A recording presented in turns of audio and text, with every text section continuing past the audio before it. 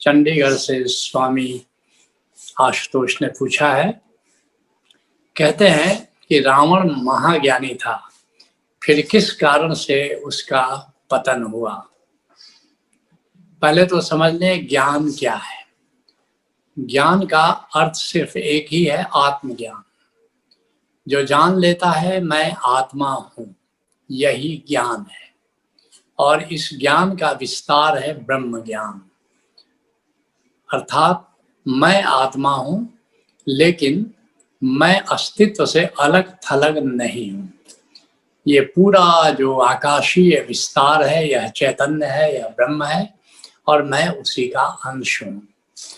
तो जब हम कहते हैं कि कोई ज्ञानी है या रावण महाज्ञानी है, तो पहली बात तो हम समझ लें कि जो ज्ञान का एक तरह से दो अर्थ है संसार में। एक तो जैसा मैंने कहा विद्या, आत्मज्ञान, अर्थात स्वयं को जानना कि मैं कौन हूं। असली ज्ञान ये है जिसको कहते हैं अनुभव ज्ञान, हमने अनुभव किया।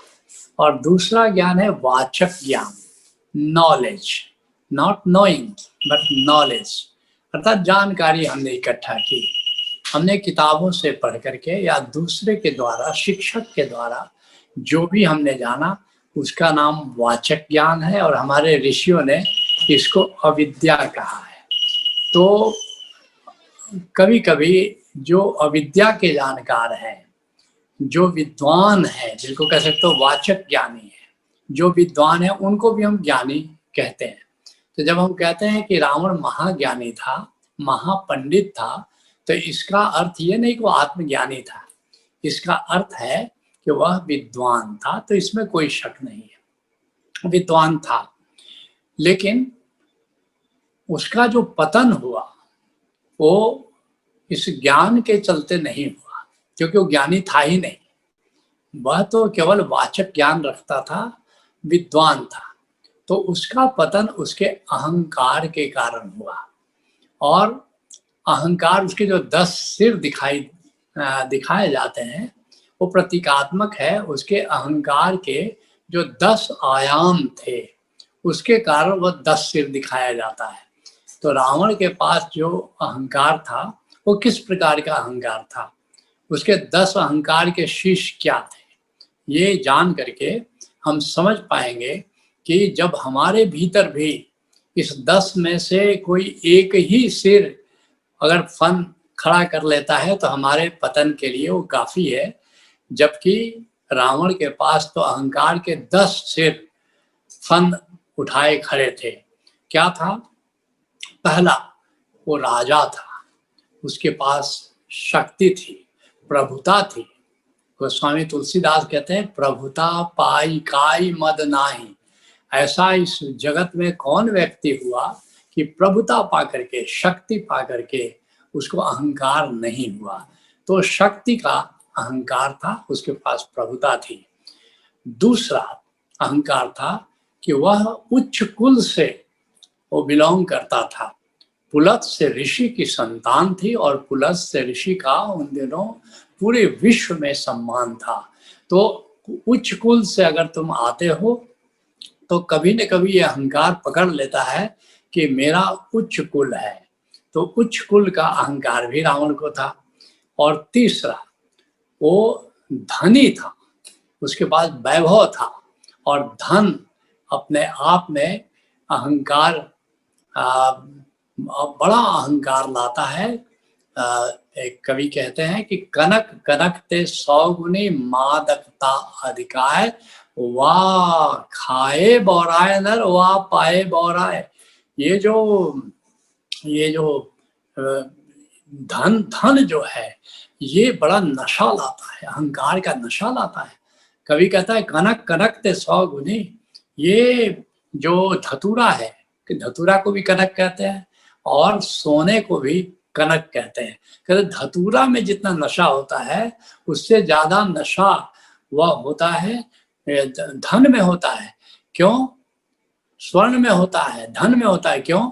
क्योंकि धतूरा तो खाने के बाद नशा होता है, और ये स्वर्ण जो है, ये धन जो है, ये तो पाने से ही वो नशा कर लेता है।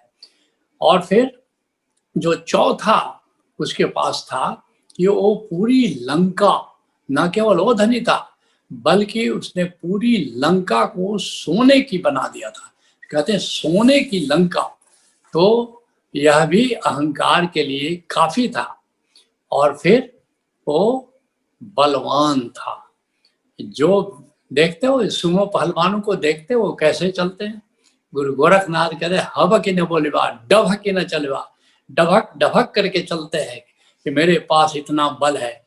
हवक न बोलिबा डभक न चलिबा, धीरे धरिबा पाँव आ सहजे रहिबा, गर्व न करिबा कर गोरख राव, भदंत गोरख राव।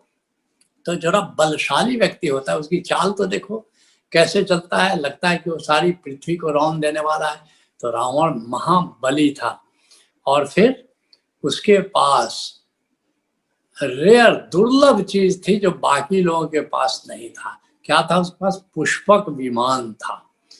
दुनिया में केवल एक ही विमान था। आज तो देखो लाखों विमान है, लेकिन उस जमाने में केवल एक ही विमान था और वो रावण के पास था। उसको बड़ा दम्भ था इस बात का कि मेरे पास विमान है, बाकी तो किसी के पास विमान तो नहीं है। रथ होंगे, घोड़े होंगे, हाथी होंगे। और फिर वह विद्वान था। विद्वत्ता होने का अहंकार, ये बड़ा सूक्ष्म अहंकार है लेकिन बड़ा भारी अहंकार है। और फिर जो आठवां अहंकार उसके पास तपस्वी होने का अहंकार था। वो सोचता था कि मेरे जैसा तपस्वी इस जगत में कोई भी नहीं है। तो अब सोच लो, और अधिकतर तपस्वी राक्षस हो गए या राक्षस थे, क्योंकि तपस्या का अहंकार तो बहुत बड़ा अहंकार होता है। और जो नौवां अहंकार था वो तो और भी भारी था। उसको अमर होने का वरदान प्राप्त था। और इतना अहंकारी था कि जब ब्रह्मा को उसने प्रसन्न किया, शिव जी को भी प्रसन्न करके बहुत सारे वरदान प्राप्त किए। तो ब्रह्मा को प्रसन्न किया तो उसने कहा कि, ब्रह्मा ने कहा वर मांगो, तो उसने कहा अमर होने का वरदान दे। ब्रह्मा ने कहा नहीं, अमर होने का वरदान नहीं, किस किस से तुम्हारी मृत्यु नहीं होगी ये मांग लो। तो बोला कि बस तो ठीक है, मजा ही आ गया।